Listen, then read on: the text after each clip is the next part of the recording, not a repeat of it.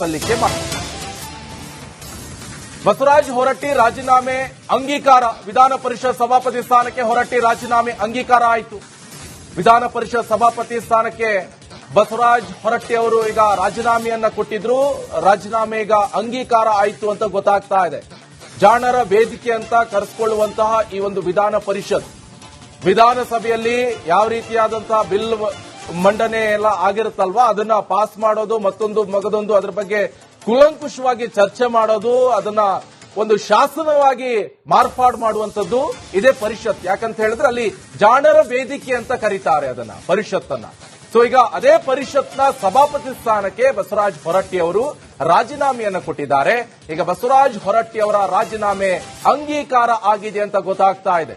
ಸದ್ಯ ಬಹಳ ಬೇಸರದಿಂದ ಡಿಕೆ ಶಿವಕುಮಾರ್ ಅವರ ಜೊತೆ ಮಾತನಾಡ್ತಾ ಇದ್ರು. ಜೊತೆಗೆ ಬಿಕೆ ಹರಿಪ್ರಸಾದ್ ಅವರು ಕೂಡ ಇದ್ರು, ಕೆಪಿಸಿಸಿ ಅಧ್ಯಕ್ಷರು. ಸೊ ಇವರು ಹೇಳ್ಬಿಟ್ರು, ನನಗೆ ಇವತ್ತೇ ರಾಜೀನಾಮೆಯನ್ನ ಕೊಟ್ಬಿಡಿ ಅಂತ ಹೇಳ್ಬಿಟ್ರು. ನಾನು ಆಕ್ಚುಲಿ ಆಗಸ್ಟ್ 14ಕ್ಕೆ ರಾಜೀನಾಮೆಯನ್ನ ಕೊಡಬೇಕಂತ ಅನ್ಕೊಂಡಿದ್ದೀನಿ.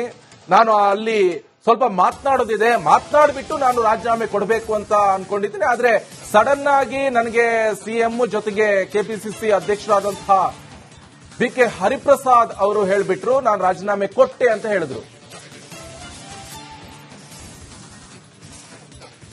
ನೋಡಿ, ಇದು ವಿಧಾನ ಪರಿಷತ್ ಸಭಾಪತಿ ಸ್ಥಾನಕ್ಕೆ ಬಸವರಾಜ ಹೊರಟ್ಟಿ ಅವರು ಇವತ್ತು ರಾಜೀನಾಮೆ ಕೊಟ್ಟಿರುವಂತದ್ದು ಬಹಳ ಕುತೂಹಲ ಕೆರಳಿಸ್ತಾ ಇರುವಂತದ್ದು. ಯಾಕಂತ ಹೇಳಿದ್ರೆ ಅವರೇ ಹೇಳ್ಬಿಟ್ಟಿದ್ರು, ಆಗಸ್ಟ್ 14ಕ್ಕೆ ನಾನು ರಾಜೀನಾಮೆ ಕೊಡ್ತೀನಿ ಅಂತ ಹೇಳ್ಬಿಟ್ಟಿದ್ರು. ಆದ್ರೆ ಆಗಸ್ಟ್ 14 ಅಲ್ಲ, ಇವತ್ತು ಡೇಟು ಆಗಸ್ಟ್ 7. ಆದ್ರೆ ಆಗಸ್ಟ್ 14ಕ್ಕೆ ಕೊಡುವಂತ ನಿರ್ಧಾರವನ್ನು ತೆಗೆದುಕೊಂಡಿರುವಂತ ಇದೇ ಸಭಾಪತಿ ಬಸವರಾಜ ಹೊರಟ್ಟಿ ಅವರು ಇವತ್ತು ಯಾಕೆ ರಾಜೀನಾಮೆ ಕೊಟ್ರು? ಅಷ್ಟೊಂದು ಪ್ರೆಷರ್ ಏನು? ಹಾಗಾದ್ರೆ ಯಾರು ಪ್ರೆಷರ್ ಇಟ್ರು ಅಂತ ನೋಡ್ತಾ ಹೋದ್ರೆ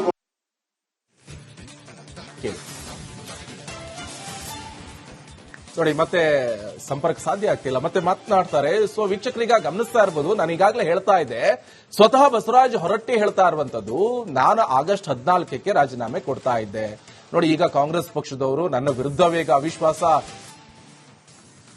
ಎಸ್, ಈ ಬಗ್ಗೆ ಮಾತನಾಡೋಣ. ನನ್ನ ಕಲೀಗ ಅಭಿಷೇಕ್ ಫೋನ್ ಸಂಪರ್ಕದಲ್ಲಿ ಜಾಯ್ನ್ ಆಗ್ತಿದ್ದಾರೆ. ಅಭಿಷೇಕ್, ಬಹಳ ಪ್ರಮುಖವಾಗಿ ಈಗ ರಾಜೀನಾಮೆ ಅಂಗೀಕಾರ ಮಾಡೋದು ಯಾರು? ರಾಜೀನಾಮೆ ಕೊಟ್ಬಿಟ್ಟಿದ್ರು, ಸೊ ಅಂಗೀಕಾರ ಮಾಡೋದು ಯಾರು? ನಂಬರ್ 1 ಪ್ರಶ್ನೆ. ಎರಡನೇದು, ಈಗ ಇಷ್ಟು ಅರ್ಜೆಂಟ್ ಅಲ್ಲಿ ಯಾಕೆ ಕೊಟ್ಬಿಟ್ರು ಅಂತ? ಯಾಕಂದ್ರೆ ಅವರೇ ಹೇಳ್ಬಿಟ್ಟಿದ್ರು, ಅವರೇ ನಿರ್ಧಾರ ತೆಗೆದುಕೊಂಡು ಬಿಟ್ಟಿದ್ರು, ನಾನು ಆಗಸ್ಟ್ 14ಕ್ಕೆ ಕೊಡ್ತೀನಿ ಅಂತ. ಇವತ್ತು ಯಾಕೆ ಸಡನ್ಲಿ ಅಂತ? ಈಗ ಒಂದು ವಿಚಾರವನ್ನ ನಾವು ಗಮನಿಸಬೇಕಾಗಿರುವಂತದ್ದು, ನಿಕೇಶ್, ರಾಜೀನಾಮೆಯನ್ನ ಕೊಟ್ಟಿದ್ದೇನೆ, ಮುಖ್ಯಮಂತ್ರಿಗಳ ಜೊತೆ ಮಾತನಾಡಿದ್ದೇನೆ ಅಂತ ಪಕ್ಕದಲ್ಲಿ ಮುಖ್ಯಮಂತ್ರಿಗಳನ್ನ ಕೂರಿಸಿಕೊಂಡು ಬಸವರಾಜ ಶಿವಲಿಂಗಪ್ಪ ಹೊರಟ್ಟಿ ಅವರು ಅವರ ಚೇಂಬರ್ ನಲ್ಲಿ ಅಧಿಕೃತ ಘೋಷಣೆಯನ್ನ ಮಾಡಿದ್ರು. ಆದ್ರೆ ಮಾತುಗಳು ಯಾವಾಗ ಬೇಕಾದ್ರೂ ಹಿಂದೆ ಮುಂದೆ ಆಗ್ಬೋದು ರಾಜಕೀಯದಲ್ಲಿ ಅನ್ನೊಂದು ಕಾರಣದಿಂದ ಆ ಪತ್ರವನ್ನ ಕೂಡ ಎಲ್ಲರಿಗೂ ಸಿಗುವಂತೆ, ಎಲ್ಲರಿಗೂ ಲಭಿಸುವಂತೆ ಹೊರಟ್ಟಿರವರ ಕಚೇರಿಯಿಂದ ಬಿಡುಗಡೆ ಆಯಿತು. ಅಲ್ಲಿಗೆ ತಮ್ಮ ಸ್ವ ಇಚ್ಛೆಯಿಂದ ರಾಜೀನಾಮೆ ನೀಡ್ತಿರೋದಾಗಿ ಈ ಪತ್ರದಲ್ಲಿ ಉಲ್ಲೇಖ ಆಗಿರುವಂತದ್ದು. ಬಸವರಾಜ ಹೊರಟ್ಟಿ ನಾನು ಅಂದ್ರೆ ಆ ಪತ್ರದಲ್ಲಿರುವಂತದ್ದು, ಬಸವರಾಜ ಹೊರಟ್ಟಿ ಆದ ನಾನು ಈ ದಿನಾಂಕ 7 ಅಂತ ಇವತ್ತಿನ ದಿನಾಂಕವನ್ನ ಮೆನ್ಷನ್ ಮಾಡಿ ಸ್ವಇಚ್ಛೆಯಿಂದ ರಾಜೀನಾಮೆ ನೀಡ್ತಾ ಇದ್ದೀನಿ ಅಂತ ಉಪಸಭಾಪತಿಗಳಿಗೆ ಅಡ್ರೆಸ್ ಮಾಡಿದ್ದಾರೆ. ಟೆಕ್ನಿಕಲಿ ಉಪಸಭಾಪತಿರವರಿಗೆ ಅಡ್ರೆಸ್ ಮಾಡಿರೋದನ್ನ ಇಲ್ಲಿ ಗಮನಿಸಬೇಕಾಗತ್ತೆ. ಮತ್ತೊಂದು ಲೆಟರ್ ಕೂಡ ನಾವು ಗಮನಿಸಿದ್ದೇವೆ.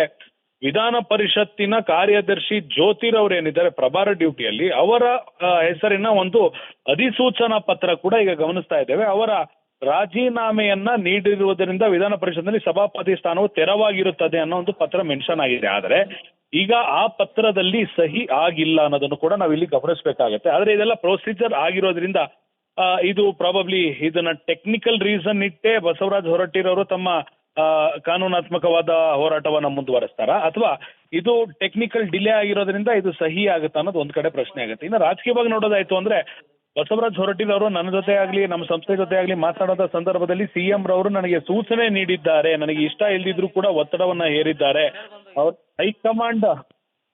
ಅವರ ಹೈಕಮಾಂಡ್ ಆದೇಶವನ್ನ ಪಾಲಿಸಬೇಕು ಅಂತ ನನ್ನ ಮೇಲೆ ಒತ್ತಡವನ್ನ ಹೇರ್ತಿದ್ದಾರೆ ಎಂದಿದ್ರು. ಈ ಕಾರಣದಿಂದಾಗಿ ರಾಜೀನಾಮೆಯನ್ನ ನೀಡಿದ್ದಾರಾ ಅನ್ನೋ ಒಂದು ಪ್ರಶ್ನೆ ಇರುವಂತದ್ದು ನಿಕೇಶ್. ಮುಂದೆ ಏನು ಅಂತ ಸದ್ಯದ ಮಟ್ಟಿಗೆ ಸಲೀಂ ಅಹಮದ್ ಅವರ ಹೆಸರನ್ನ ಸೂಚಿಸಲಾಗಿರುವಂತದ್ದು. ಕಾಂಗ್ರೆಸ್ ಪಕ್ಷದ ಹೈಕಮಾಂಡ್ ತೋರಿಸಿರುವಂತಹ ಬಿಡುಗಡೆ ಮಾಡಿರುವಂತಹ ಪಟ್ಟಿಯಲ್ಲಿ ಸಲೀಂ ಅಹಮದ್ ಅವರ ಹೆಸರಿದೆ. ಅವರನ್ನ ಅಲ್ಲಿಗೆ ಕೂರಿಸಬೇಕಾದಂತ ಅನಿವಾರ್ಯತೆ ಈಗ ಇರುವಂತದ್ದು.